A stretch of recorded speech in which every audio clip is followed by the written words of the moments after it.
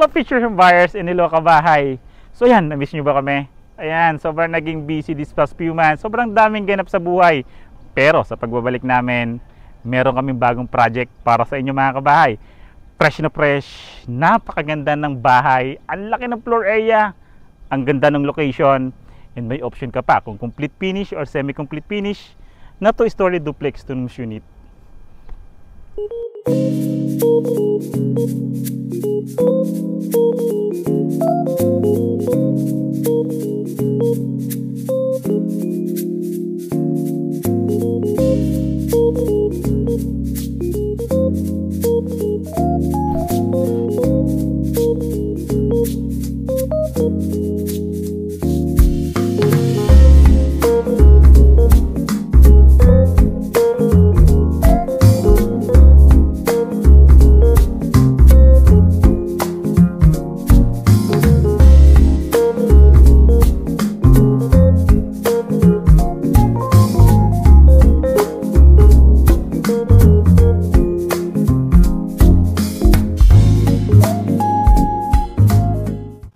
So ayan nga mga future home buyers in Kabahay, andito nga tayo ngayon. Saan ba tayo ngayon? Nandito tayo ngayon sa Tres Verde Rosa, located at Barangay San Mayor, Tanza, Cavite.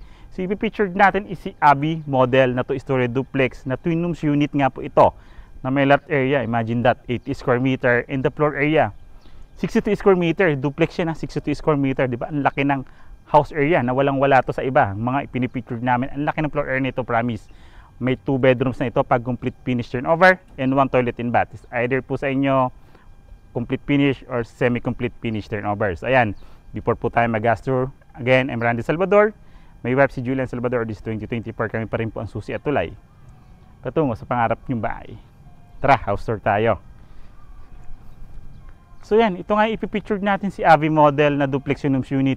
Bihira nga po kami makakita ng ganito kalaki, kagandang bahay at kataas na ceiling. So kung makikita nyo ito, personally, I'm sure ma-appreciate nyo talaga yung napakataas ng ceiling niya. Grabe. And kung makikita nyo naman, yung design niya is a modern na rin po yung design niya dito. Tara, tingnan natin. Sa dahil 80 square meter nga yung house area natin, yung frontage natin is may 2 meters pa tayo. Siyempre pag duplex yung unit, may parking space tayo sa gilid kasi may 3 meters pa tayong setback sa gilid na pwede natin gawing parking space ng ating SUV, pick-up, sedan. Kasyang-kasya po yan dito. So syempre may parking space na tayo dito sa gilid. Yung harap, ano bang gagawin natin sa harap? Pwede siya future expansion, tambayan, or pwede natin siyang gawing garden, di ba? O pwede yun, or landscape garden. Yan. Then dito, may option pa po kayo dito just in case kung gusto nyo po ng water tank, pwede po yan. May option po tayo dito magpalagay ng water tank. Imagine, oh, sobrang taas ng ceiling. Tara, pasok tayo sa loob. Yan. Before nga tayo pumasok sa loob, kung makikita nyo naman, may awning na rin po tayo dito na nakatapat sa pintuan natin para may initial na tayong protection sa mga splash po ng ulan natin para hindi siya ganun kabilis mabasa, di ba? So ayan, so, pagpasok naman natin dito, ito na yung mismong deliverable unit ng complete finish turnover natin dito. So upon entry, kung makikita nyo yan, metal flush door po yan. Yung hamba naman natin is metal flush door din po yan. So ito yung sinasabi ko, grabe. Sobrang spacious po or ang laki ng floor area natin dito kay Avi model na duplex rooms unit dito sa Tres Verde Rosa sa Tansa, Cavite. Imagine, ganito siya kalapad. Ang laki talaga, as in, makikita nyo kung paano siya dinistribute later sa model house. Kung makikita nyo, ito na yung mismong pagpasok natin dito. Diba? Ang ganda. May mga bintana sa gilid. Then, ang dami-dami nating outlets din dito. Once you turn over sa atin, 1, 2, 3, 4, 5, 7. 7 outlets. Pang siyang po yung para sa cable and telephone natin. And for the aircon naman po. Diba? Ang ganda. Ang ceiling naman natin, kung makikita nyo, is steel deck naman po yan. Then, pagpasok natin, yung tiles naman natin is 60 by 60 na granite tiles po yan. Imagine, ito yung bintana natin dito. Yan, kung makikita nyo, ito yung window, aluminum casement naman natin po yan. Ito yung naman po is combination po siya ng sliding window. So yan, sukatin natin. Gano'n nga ba siya? Kalapad or kahaba? Standard po ba yung bintana natin dito?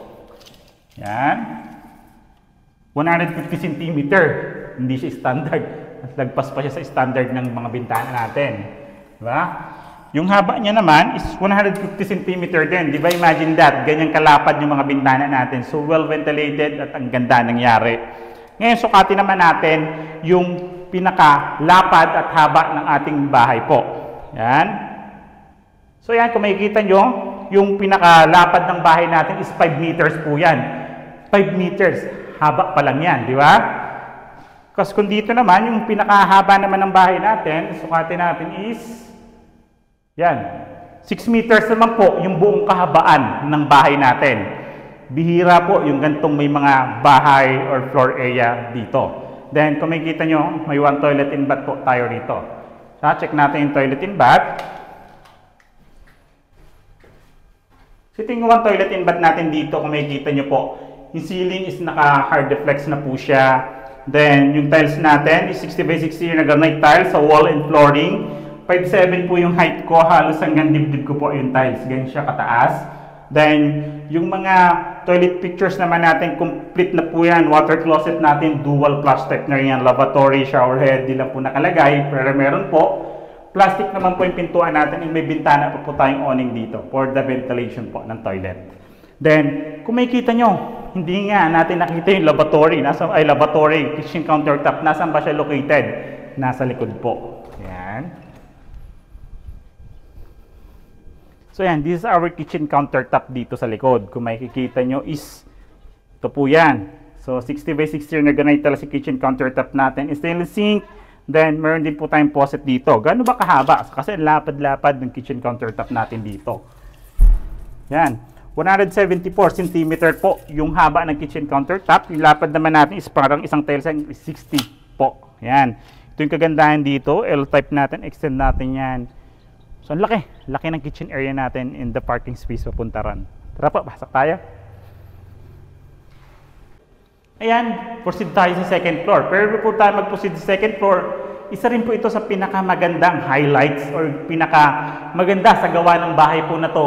Ang lapad ng hagdanan, hindi po matarik. So, di ba? Kung may rayuma na po tayo, hindi siya ganun kahirap akitin at ang ganda po ng pagkakagawa ng hagdan. Tara po. Yan. So, yung unang dalawang steps natin dito, isimentado yan. Naka-granite tiles na din po yan. Then, tubular po yung mga railings natin na matibay, walang alog. And footstep natin is solid panelwood po yan. Ito yung sinasabi ko, gaano ba nga ba siya kalapad? Kasi ang ganda niya, promise, isa sa pinakamaganda at malapad dito po. Yan o, kita mo, 90 cm. Ang lapad po ng hagdanan natin dito paakyat. So, bihira po yung ganito. Tara, second floor tayo.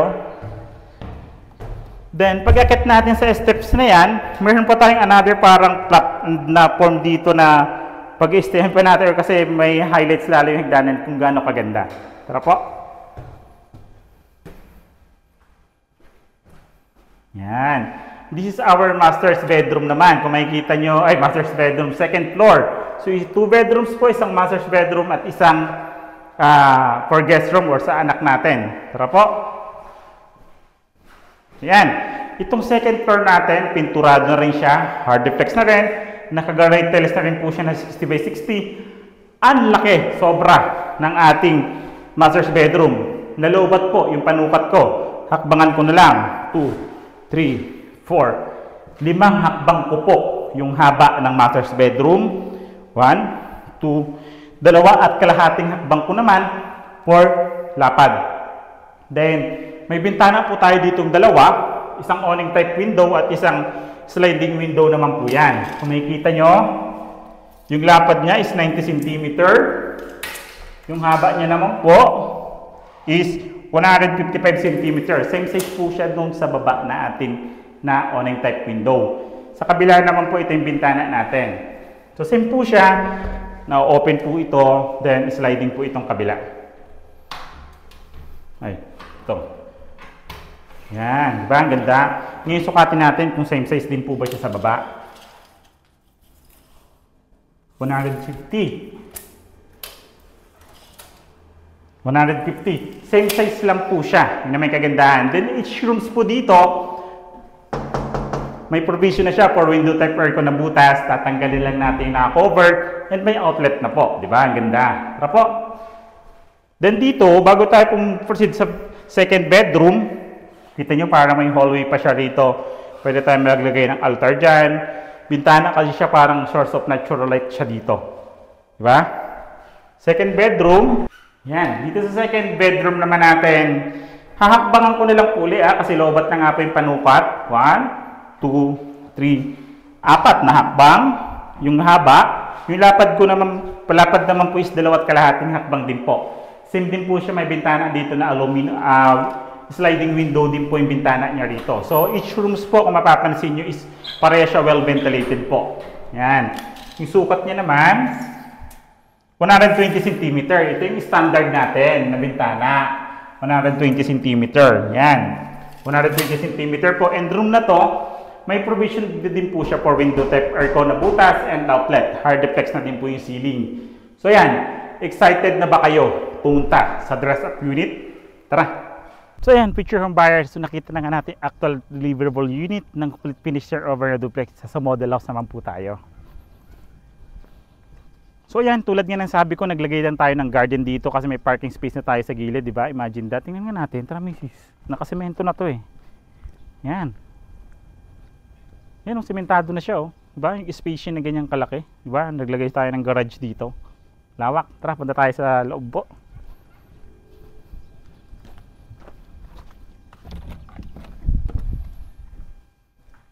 Yan.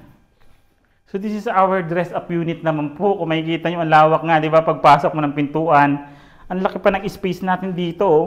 Then dito tayo naglagay ng sala set na L-type. Naglagay tayo ng TV console dito. Palit tayong ilaw, curtain. Di ba? Ang ganda. Sobra, promise. Then, ito naman yung 4-seaters na dining area natin or dining table na nilagay dito. Naglagay tayo ng mga parang salamin natin ito, yung mga na-order natin sa TikTok, di ba? Yung mga trending ngayon.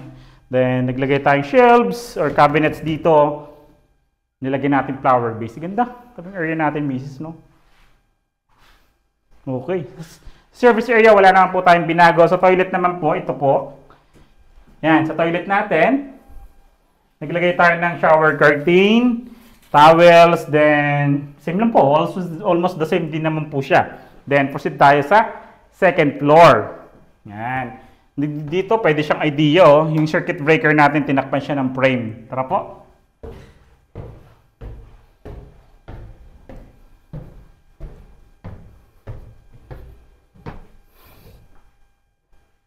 Yan. So ayan mga picture home buyers, ayan, ready na ba kayo for the dress-up unit ng mga bedrooms natin? This is our master's. This is our master's bedroom. Queen size bed ay double pala. Double size bed po ito. Then kung makikita yung may mga mirror tayo nilagay dyan. Naglagay tayo mga curtains. Then, like for example, work from home, naglagay tayong office dito and the wardrobe cabinet. Diba? Winner. Ang ganda. Carpet. Second bedroom po. For the second bedroom, syempre, ideally, kung makikita nyo, double deck. Dalawang magkapatid na lalaki, or babae, or guest room. Pwedeng pwede. Di ba? Then, naglagay din tayong upuan dito. Ang cute. kay baby oh. Di ba? Habang naglalaro. Then, may cabinet din tayo dito para sa bata. Parang color game, di ba? Kasi yung color niya. Oh, di ba? Magkano nga ba to? Ino-offer natin dito si Abby model na duplex unit sa Tres Verde Rosa. Tara po. So ayan, nakita na nga natin parehas actual turnover and the rest of unit ni Abby model duplex dito sa Tres Verde Rosa located at Barangay San Mayor, Tansa, Cavite. So magkano nga ba to? Mga kabahay, so available po ito through Bank and Pag-ibig Financing. Ipa-flash ko po again dito yung sa screen yung computation para mas madali nyo pong mabasa lahat ng details about computation po. Then ipa-flash ko din po yung contact number dito namin, WhatsApp, Viber, para mas madali nyo po kaming ma-message about dito kay Abby model po. So again, kung yan pa lang po kayo napapadalaw sa aming YouTube channel, like, subscribe, and pindutin nyo na rin po yung bell button para updated kayo sa mga bagong videos namin katulad nito. Again, I'm Randy Salvador. My wife si Julian Salvador. This 2024 kami pa rin po as Susi at Tulay tungo sa pangarap niyong bahay. Salamat po.